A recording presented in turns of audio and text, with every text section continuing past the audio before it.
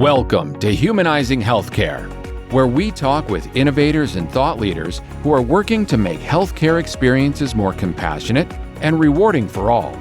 Our host is Chris Malone, founder of Fidelum Health and author of the award-winning book, The Human Brand: How We Relate to People, Products, and Companies.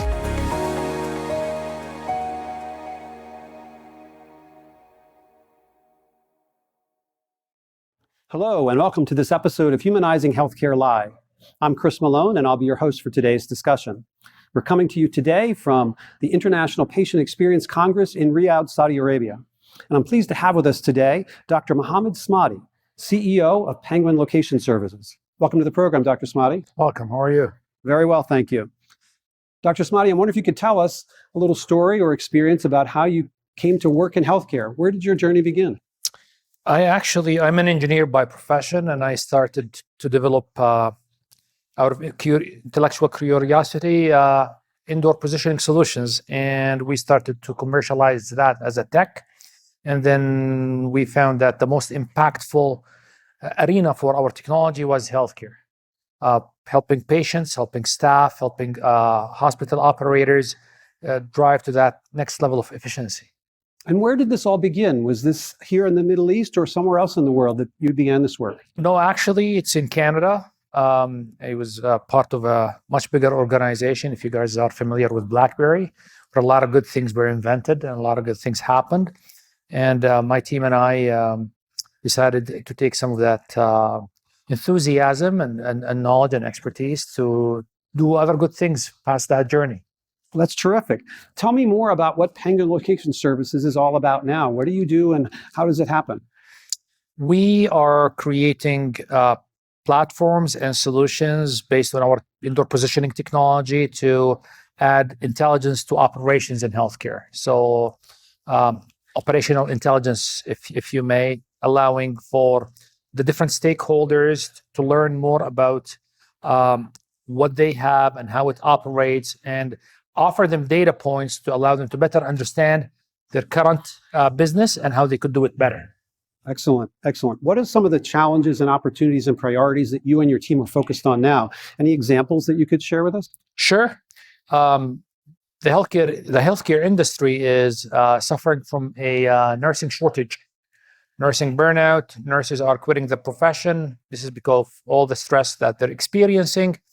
And our focus is to try and build solutions that help nurses do their job better. For example, we are using tracking or location information, nurse location information, to figure out where they're spending their time, the number of steps they walk in a particular shift, how they're interacting with patients. All of this information, then we massage using advanced AI algorithms to detect nurse burnout, for example. And when we have the probability or the likelihood of a particular nurse being burnt out, this information is integrated into the shift scheduling system.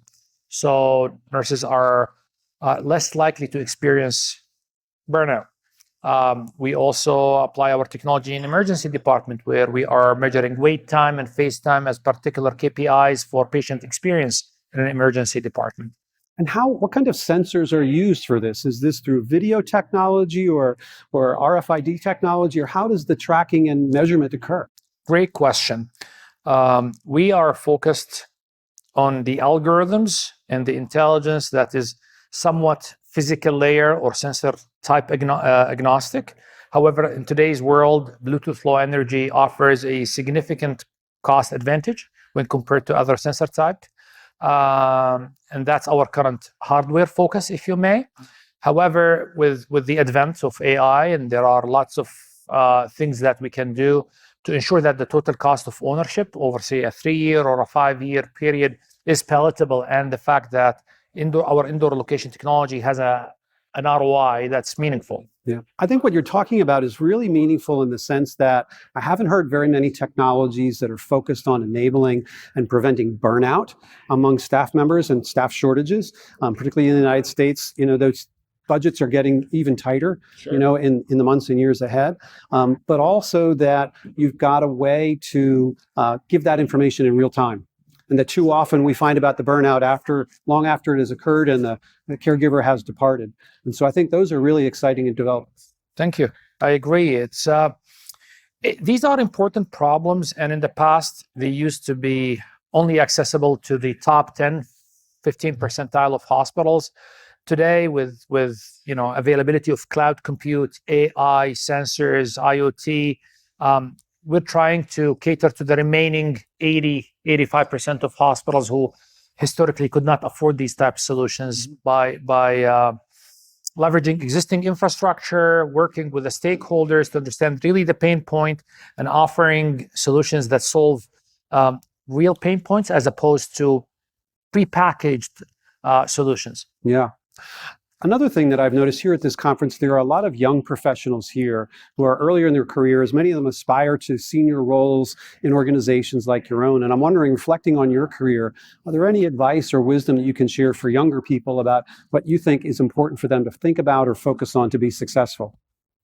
Have passion, invest in yourself, especially early on in one's career. Try to go after the fundamental sciences, and develop a good critical thinking methodology, and just again have passion, right? I mean, pursue your passion, understand your impact, and how you can impact a great industry like healthcare. Patients' lives, nurses' lives, physicians' lives, the lives of others, and understand how your work has a direct impact on that. Yeah, and I think that's one of the most noble things about working in healthcare is, yes, we can make a living. Maybe if we're fortunate, we could make a fortune. But more importantly, we have a much bigger opportunity to make a difference in the lives of others.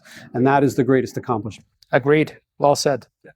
So one of my final questions, and one that I especially like, is I wonder if you have a favorite quote that you can share, or if there's any other wisdom you might like. It doesn't need to be a quote, but any other wisdom that you might like to offer our listeners. There is a Greek quote that translates into, if the old could and the young knew. So try and leverage your youth to get as much knowledge as you could, because at some point in time you wish that you have the time and the ability to spend time learning, because as life progresses, it's more difficult for someone to go back to school. That's right. It's a very insightful quote, because it's something I feel myself feeling very often. I wish I knew this when I was younger, or I wish I had the skill now that I did when I was younger. Dr. Smadi, it's been a real pleasure to talk with you. Thank you so much for joining us today, and thank you for sharing your wisdom.